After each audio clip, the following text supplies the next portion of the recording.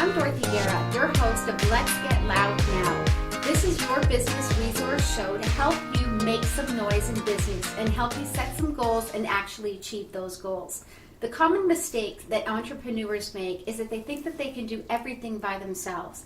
And sometimes when we think we're the mastermind of our own business, that will lead to failure of goals and some of the greatest businesses out there when people don't rely on building a teamwork.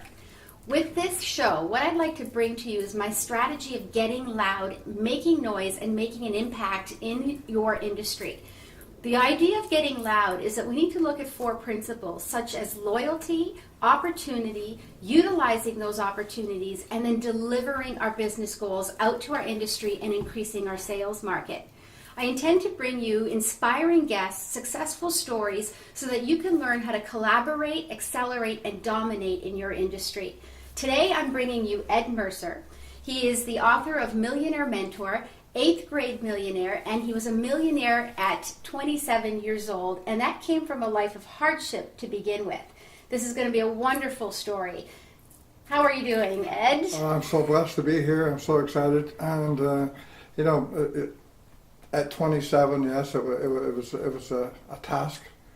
But I got there. I always said if you had a setback, get ready for a comeback. Yes. Why don't you give us a little bit of a briefing of how you grew up and sort of where your downfalls were as a child, so people can understand how you turned it around. Where I grew up is not a very nice story. I will share it today, though.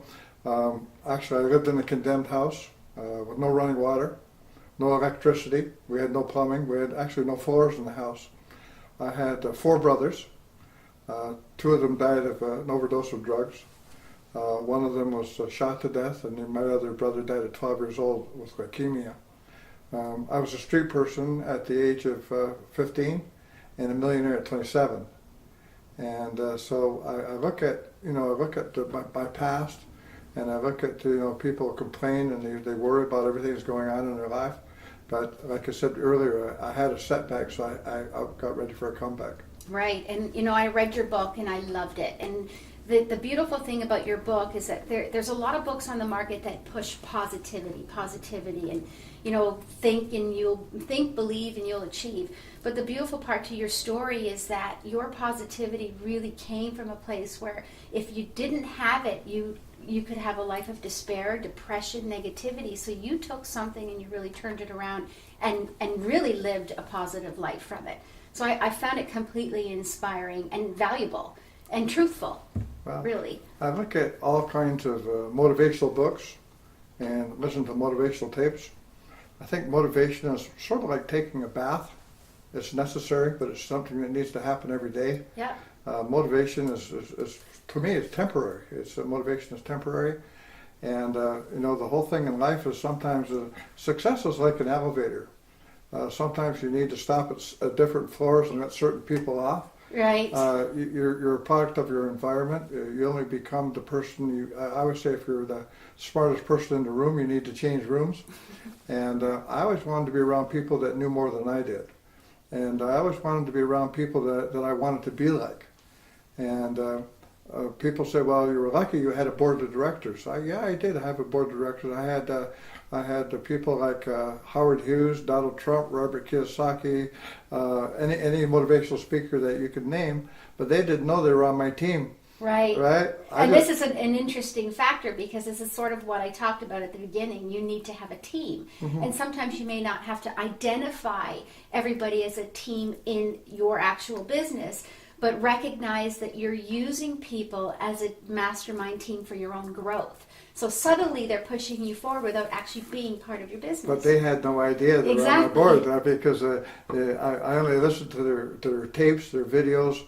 Someone said to me, how many hours does it take to go to Windsor? I'd say 5 tapes. Yeah. How many tapes to, say, Toronto? 4 tapes. When you got into my car, as soon as you turned on the ignition, all I come up with or listened to was positive things. Right. So why don't we get right down to it and let the audience know exactly how you became that millionaire. So you were 15 years old, right? Mm-hmm. And now you're progressing forward and you decide that you've got to start making some changes in your life, right? Well, when I was 15 years old, like I said, I was a street person, and you learn a lot when you're on the streets. I was not a really good person for a while. Sort of had a chip on my shoulder, and a lot of people said, you're very aggressive, you're very, talented in so much as certain areas. Guy said, why don't you become a kickboxer? He said, you're so aggressive. And the funny part was I joined a kickboxing program and became the Canadian kickboxing champion. And I had over 100 amateur fights and 16 professional fights. I won 15 out of 16, 12 by knockout first round. Wow. Fought at Cobo Hall in Detroit, won the Golden Gloves. And it wasn't because I was violent. It was like yin and yang. It was a balance. I learned a lot through martial arts. I learned a lot through understanding people, understanding why I was where I was and where I was going in my life. And I think that children should get involved in martial arts. They should. It's not just about fighting. It's about understanding and knowing yourself. Right. And so then we grow up a few years and we achieve our first million. Right? Well, How do we do that? first million was sort of funny actually. Actually, there are a lot of people watching this program today that actually helped me get there. Maybe you did. Did you ever buy a mood ring? I did. Well, if you bought a mood ring, you can help me get to where I wanted to be. How about the little bird that went into the water, right? The little woodpecker, right?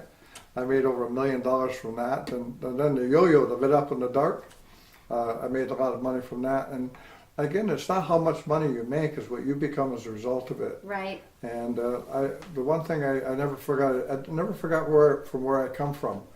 And so I decided that the money that I made, I was going to put it to use and basically helping other people and getting them to where they wanted to be. So I decided many years ago that no matter what I touched, whether it be a person or an opportunity, I wanted to make that person or opportunity better than when I found it.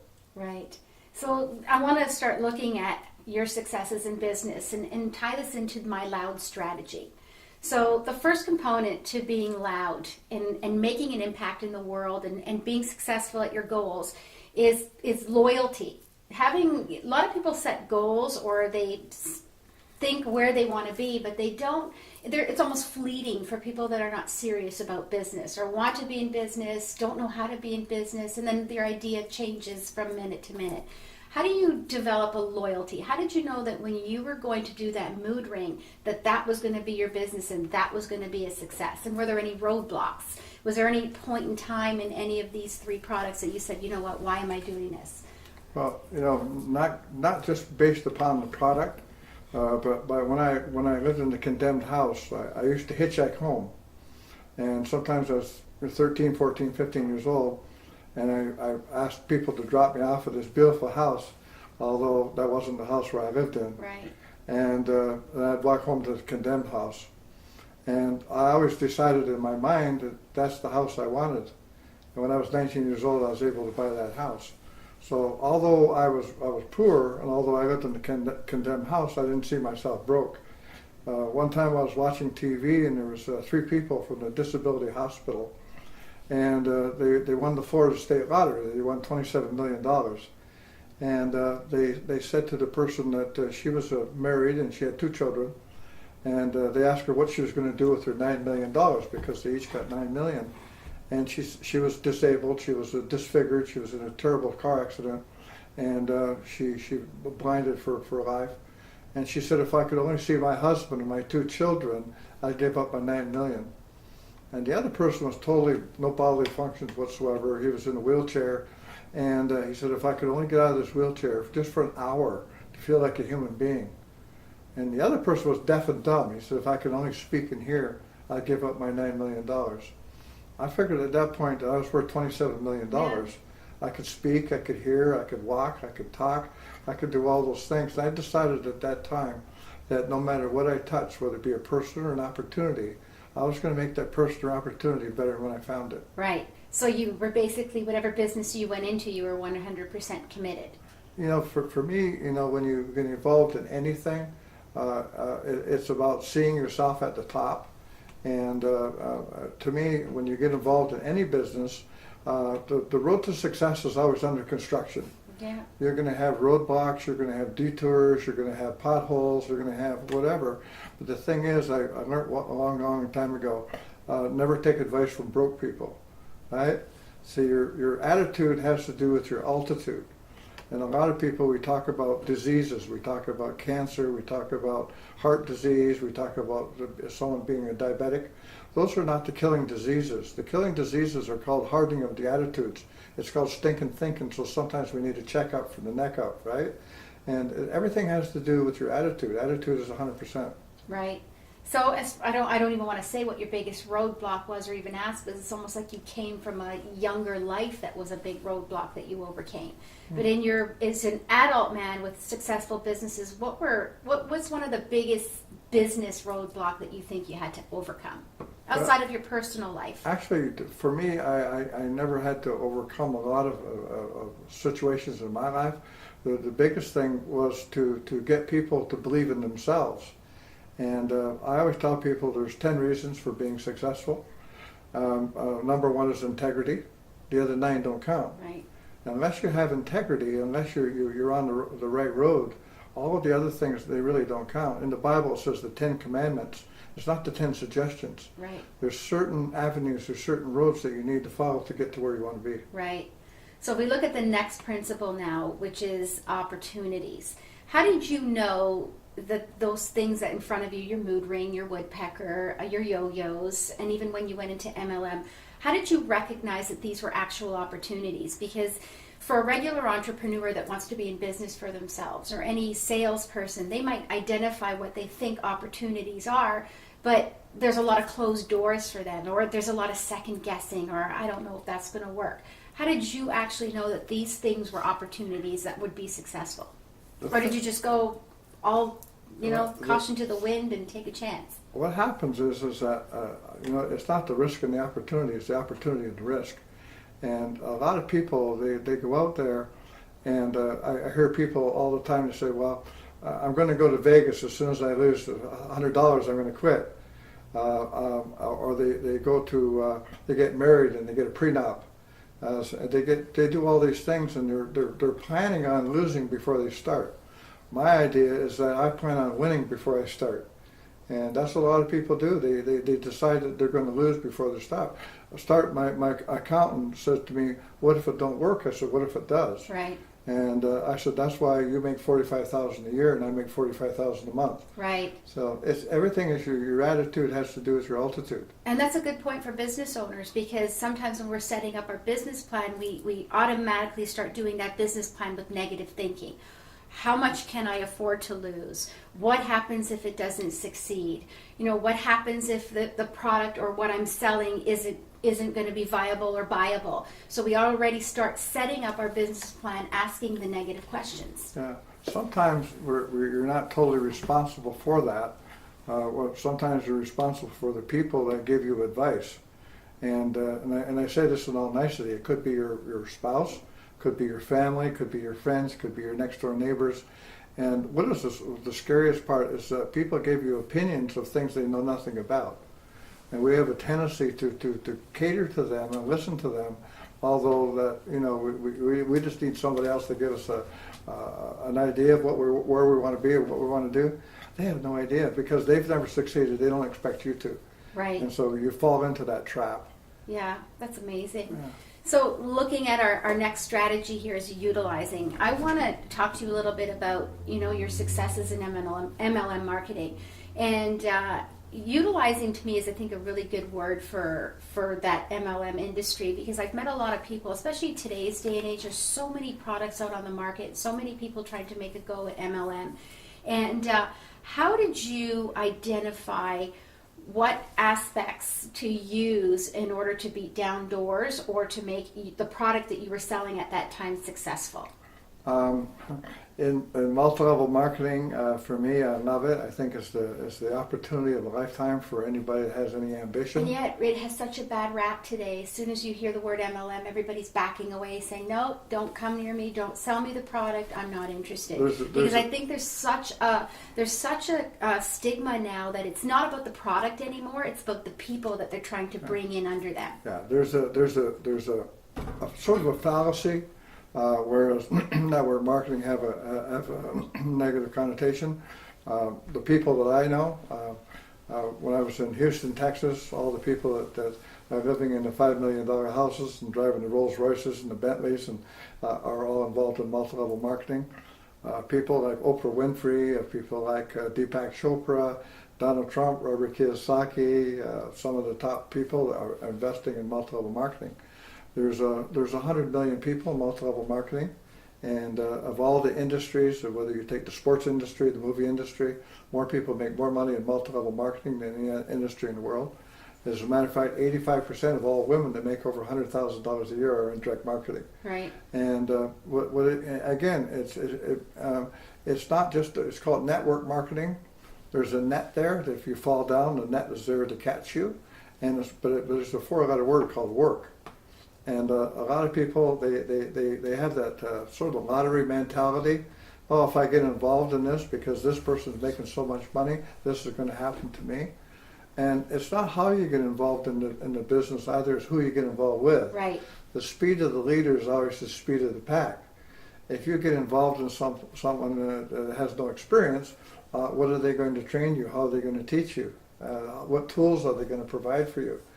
And a lot of people, when they get involved in the business, also what they do is they tell you need to go out and talk to your friends. Well, if your friends are at the same level in life that you are, right, they're not going to believe in you because you've never been successful. Right. And so what happens is they talk to 3 or 4 of their friends, and they've just spent $200 per product, and they say, well, this is not going to work, right? Because they talked to 4 people and it didn't work, so they put their product in the garage or in their living room, and they say, well, I got ripped off in multi-level marketing. The thing is, you need to become a product of the product. If you don't believe in the product, if you don't use the product, and you have, again, it's really important about who you get involved with. When I got involved in a company called Herbalife, Herbalife was an excellent company. I went to a convention. I had no idea about multi-level marketing. I had 0 ideas about it. I didn't even know what it was. I went there because I was attracted to a young lady that introduced me to the business. And I walked on the stage, and I said to the president of the company and the vice president of the company and the doctors, I said, I'm going to be #1 in the world of multi-level marketing, and I'm going to be #1 in the world in the company. And they sort of laughed at me. They said, how long have you been involved? I said, I'm just getting involved tonight. And they said, well, we have 360,000 distributors, and we're 8 years old, and you're going to be #1? I said, yes, I am. And I was #1 in 90 days in the world. Right. I was the highest paid multi-level marketer in the world. They told me I needed to talk to 5 people per week. Well, I talked to 20 people a day. I call it celebrate or fix. I mean, if we leave the house here today or our studio, what happens is that we have cars lined up. I leave the house sometimes at 5:30 in the morning, 6 o'clock in the morning. There's people lined up. And at night, the same lineups. We're going back to their home. The bottom line is that I treated it like a business. It is a business. It's a business. It's not a hobby. If you get involved in hobbies cost money. So what I did is I treated it like a job. So when people leave in the morning at 7 o'clock, I left in the morning at 7 o'clock. I call it celebrate or fix. Either I celebrate my success, or at the end of the day I have to fix it. I say, I only talked to so many people. I need to make a commitment. Commitment is sort of like bacon and eggs. The chicken was there, but the pig made a commitment. Right? You need to decide: do I want to do this, or do I don't want to do that? And it could be, like I say, don't let anyone get in your way. Don't let someone else put their birds in your cage. The thing is, people buy you wholesale and they sell you retail. If you're involved in any job, what happens is that any job that you have, the boss is making the money. not you. You're going to stay exactly where you are for the rest of your life. In multi-level marketing, you can decide what kind of car you drive, what kind of house you live in, residual income. If you have any job and you lose your job or you quit your job or the company goes out of business, with multi-level marketing, you have a residual income. I make money from things I did 30 years ago. Right. Huh? Right. Now, how would you, just taking this outside of MLM and looking at any business owner that's trying to make success, whether it's a real estate agent, an insurance agent, or somebody that really needs the source of people in order to drive their business, what would you say is the best advice that you can give them as far as going from their comfort zone, which is first place we go to market when we want to start a business is our friends and family. Mm-hmm. You know, we're going to hope that that's going to be enough to drive our sales. How do you cross that line from going from the comfort zone of the people that you know to drive your business to get out there and rely on everybody else in the world? How do you make that step ahead? You know, the whole thing is the worst thing you can do is to count on your friends and family. That's the very worst thing you can do. I don't know if you ever got in a long time ago when you used to have a car where you get in the car and your leg goes like this, you're nervous like crazy, right? And after you go 2 or 3 blocks, it just becomes part of you. The only way that you're going to be consistent in what you're doing is keep doing what you're doing. And you're going to make mistakes, but the whole thing is the people at the other end don't know you made the mistake. That's true. And if you're talking to one person a day, you're not going to be successful. I talk to 20 a day, and I'm sure I said the wrong things so many times until you get to the point where it just becomes part of you. It becomes part of your makeup. It becomes part of who you are. And when you come across as a positive person, knowing what you're talking about, people will relate to you. People will relate to positive people. The key is there's certain tools or certain ways of doing things. For example, you're a very attractive lady. If you've seen an attractive man, you can't come up to him and say, "Hey, I have a business opportunity." They would be looking at you a different way, right? But if you said, "Oh," that's true. I hope not. But no, they would. Obviously would, because men think that way. But if you said to them, "What a beautiful car! My husband would like that car," right? Or "What a beautiful suit! My husband would like that suit." Right. Right? Or if I meet a beautiful woman, I say, "Oh, what a beautiful purse! My wife would love those purses. My wife's crazy over purses." Right? It gives you an opportunity to get involved in that conversation. Right. So there's certain things that you need to learn. It's like if you be in any trade, it doesn't matter what it is. I mean, some people go to school for 3 years to become an electrician, right? Yeah. Or a plumber, or whatever the case may be. There's training. I'm a life coach. I'm a millionaire trainer. I've made 50 people millionaires. This is not my first rodeo. I've done this before. So when people get involved in my team, I'm now going into Guinness's Book of World Records to make 100 new people millionaires. So the key is that you have a lot more chance if you said, "I'm involved with Ed Mercer. He has 36 million followers. He's on social media. All you need to do is Google him and see who's your partner, your business partner." 50% of the people will get involved in the business just because of my background. Right. And so, again, it's going back to what I said earlier, it's not how you get involved, it's who you get involved with. Right. And you have the opportunity now to be successful no matter what you do because you do have this following. But what about the little people that don't have a big network? What advice would you give in order to establish a network? Are there certain things you should do, places you should go? What do you think is the number one thing that drove you sort of over that Actually, line? none of the above. Really? Yes. Do you have a cell phone? Yes. How many people in your cell phone? Maybe 500 to 1,000? 1,000. Let's say 1,000 people. Did the phone fairy put them in there? No. Where did they come from? I met them at some point. Exactly. So the thing is, you have 1,000 contacts right now, Yes. right? I would say so. Well, there you go. All you need to do is talk to 1,000 people and say, "Hey, listen, I'm involved in something that I think you'd be interested in. Watch this free video. Out of the 1,000, you're going to get 10%. You're going to get 100 people. 100 people will make you $1 million." That's right? a very good But point. people don't understand that, right? A lot of people, when I do a seminar, I'll say, how many people are married here? And then when people say, oh, I'm married. How long have you been married? I've been married for 10 years, whatever. How many people were at your wedding? They said, oh, 300 people. Did you put an ad in the paper to get those people to come to your wedding? They said, no, of course not. There's 300 people that I love. I said, here you are. You got 300 people that you loved and respected out of the most important day of your life in the house of God.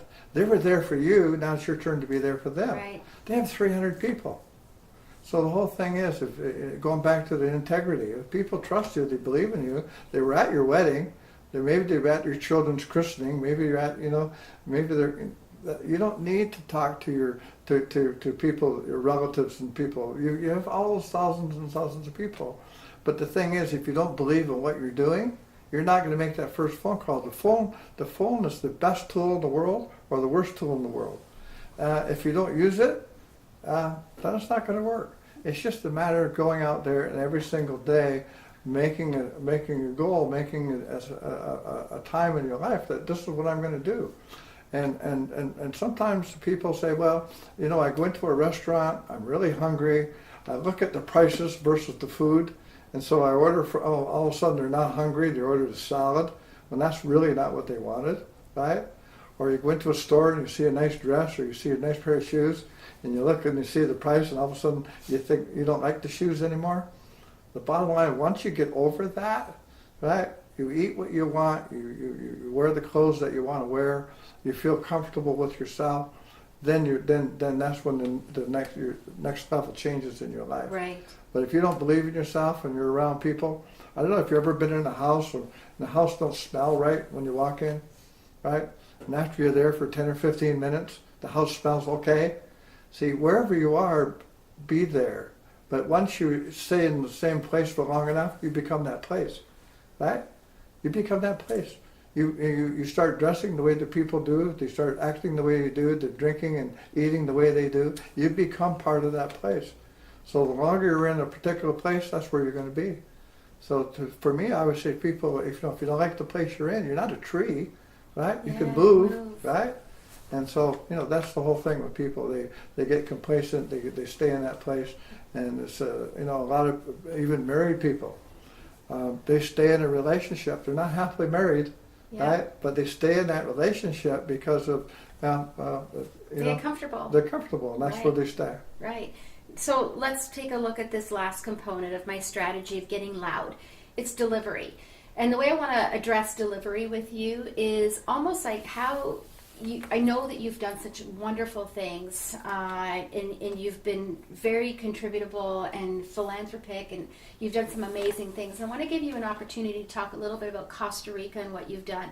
Because not only did you just build successful businesses and write amazing books, but you took everything that you've done and then you've turned around and you've delivered it to the world in such an amazing way, in such a humble way. And I almost get a sense that the good things that you've done from that philanthropic point of view are the things that bring you the most joy. So can you address a little bit about how you delivered at the end of the day after all your success? When I first of all, when I went to Costa Rica, I went there and knowing it was a beautiful country, but there were some things I didn't like, and I found out that the people were coming into the country and they were stealing the scarlet macaw parrots. Not only were they stealing them, they were actually killing them and selling the feathers on Rodale Drive for hats and purses and expensive dresses and decorating all sorts of things. And a lot of people, they think once they have money, money can buy anything that they can afford to buy. And they thought their children can have a pet monkey. Well, the only way you can have a pet monkey is to kill the mother. And if you don't kill the mother will commit suicide. And they were stealing the turtle eggs by the thousands and selling them in Asia for aphrodisiacs. And I only talk about money as a measuring stick, but I spent $3 million of my own money and planted thousands of almond trees and food of choice for the scarlet macaws and for the wildlife in the area. Hired 18 armed guards with machine guns, and also built homes for 200 people, and protected the island, and actually built up all the nature all over again, brought back all of the breeding, all the parrots, all of the and got inducted into the Environmental Hall of Fame. I was the only non-Costa Rican in history that got inducted into the Environmental Hall of Fame. And then I had some money where I started investing in schools and churches and Santa Claus to over 2,000 children. And the one thing is I don't forget where I came from. I came from wherever, and I decided that no matter what I touch, whether it be a person or an opportunity, I was going to make it better when I found it. And that's what I've been doing the rest of my life. And I spent the first half of my life making money. I'm going to spend the second half giving it away. And when I going back to you as a person, also the things that you're doing in Africa. When you told me that I was overwhelmed. I almost got tears in my eyes, knowing that what you're doing is exactly what I want to do. Oh, wow. Well, there you go. We can collaborate. No, those things are exciting to me. Again, it's not how much money you make, it's what you become as a result of it. And, life to me is like an echo. Whatever you put out, you can always get back. Right. And, this is something I want to talk about from a business point of view, is we're sometimes driven by the fact that our businesses rely on the product that we're putting out or the number of sales that we're out achieving. So we're driven by the dollar that we're turning for the cost of our product. And yet we fail to realize that, the best businesses are the ones that give more than what the product is worth. Yeah. And I think in a lot of ways you've done a lot of that. And when we look at a sales jobs, what do you think is the most important way? And you said something like this to me the other day when we met about giving. And sometimes it's not about selling, it's about giving. Yeah, see, you never build a business. You build people, and people will build the business themselves. Again, it goes back to desire and want to. Some people, they need to make $500 a month. That can make a difference in their life. Some people can want $1,000 a month. Whatever that area is, I have a blueprint. I have a plan for them. I can show them how to do that. But the whole thing is, moving forward is like playing chess. They have to make a move before you make a move, and you make a move, they make a move. But you can't resurrect from the dead. You can't push a rope. You cannot put a tuxedo on a chimpanzee. You still have a chimpanzee. You can only work with people that decide that they do want to make a difference in their life. I think the most important thing is your why. Why do people want to do things? And a lot of people they say to me, well, the reason I want to do this is because I want a better education for my children, or my mother or my father, they have some disabilities and I need to take care of them. And as soon as I see them not doing the things that they're supposed to do, I said, did your mom pass? Your father pass? No, they're still alive. And I said, well, you told me that you wanted to do this for them. Obviously, you're not doing it. I just thought maybe, who stole your dream? Right. Why did you change? Or did you decide that your daughter didn't want to go to university? And I said, no, she still wants to go. And I said, well, you told me that the reason you wanted to do this because you wanted to put your daughter in university. Obviously, this wasn't your real reason. And so I could bring people back to once I have a reason, once I know their why, I can get them to the next level in their life. Because sometimes people, they have visions of grandeur. My friend owns all the Good Life Fitnesses. And he was saying from January 1st to the end of the month, you can't park in any of his outlets, right? He says you have to park on the side streets. He says in February you could park next to the disabled, right? Yeah. Because a lot of people make New Year's resolutions, they make all these decisions that they're going to do. Most people break those decisions within 8 days, right? So it's a matter of deciding, right? What do you want? The first time I became a millionaire in the business, I talked to 1,235 people. Over 900 said no. 50 became millionaires. My youngest millionaire was 19. My oldest millionaire was 72, with one leg amputated in a wheelchair.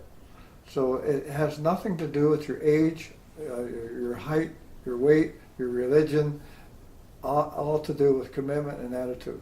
Right, exactly, and I couldn't agree with you more, and you've really summed up, the Loud strategy for your next move forward, and what is it that you'd like to achieve next? What's driving you now? Our next move forward is that I'm involved with a new product, and it's going to be bigger than the mood ring, bigger than the bird, bigger than the yo-yo. It's going to be bigger than anything I've ever done before. I'm now going into Guinness Book of World Records to make 100 new people millionaires. Allow me to break another world's record. I've broken 4 before, and it's just something that when you get to a certain age in your life, it's not the steps that I make today. It's the steps I leave behind. That's really important.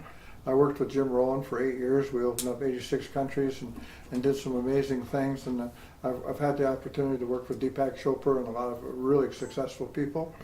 And what is really important to me right now is my legacy. I want people to, say, yeah, I knew him. I knew Ed Mercer. I knew that, he changed my life. He made me a better person.